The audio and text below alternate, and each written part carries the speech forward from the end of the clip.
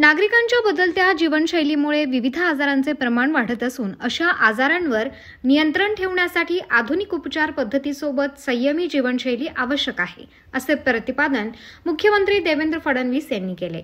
Shri Saibaba multispeciality hospital heart institute and research centre नाशिकच्या उद्घाटन प्रसंगी ते बोलत होते। यावेळी जलसंपदा मंत्री गिरीश महाजन, खासदार डॉ. शोभा बच्छाव, आमदार सीमा हिरे, आमदार राहुल ढिकले, आमदार हिरामण खोसकर, रुग्णालयाचे प्रमुख डॉ. अनिरुद्ध धर्माधिकारी, डॉ. पल्लवी धर्माधिकारी, अण्णासाहेब मोरे आदी उपस्थित होते।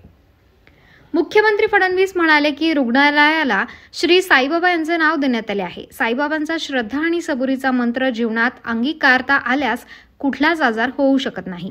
हा मंत्र आपण विसरल्याने जीवनशैलीशी निगडीत विविध आजार आपल्याला होतात। गेल्या काही वर्षात चांगल्या चिकित्सा पद्धती विकसित झाल्याने भारतीयांचे जीवनमान वाढले आहे।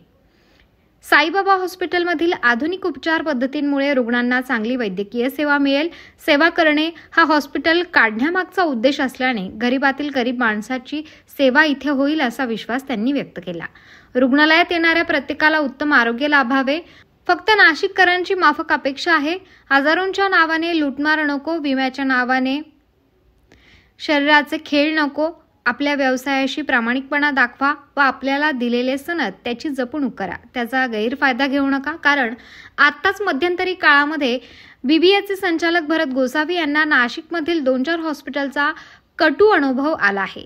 मुंबई, पुणे येथे पण खूप मोठ्या हॉस्पिटलची फसवणूक कशी केली जाते हे दाखवले आहे। याबाबत मेडिकल काउन्सिल ऑफ इंडियाने देखील मान्य केले आहे।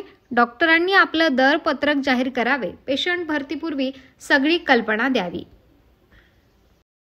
नाशिक महानगरपालिका सार्वजनिक आरोग्य विभागाच्या वतीने जाहीर निवेदन। शहरात वाढत्या तापमानामुळे उष्माघात अर्थात हीट स्ट्रोक होण्याची शक्यता नाकारता येत नाही। अशा वेळी उपचार न केल्यास डिहायड्रेशनमुळे मृत्यू ओढावू शकतो। म्हणूनच वाढत्या तापमानात फार वेळ कष्टाची कामे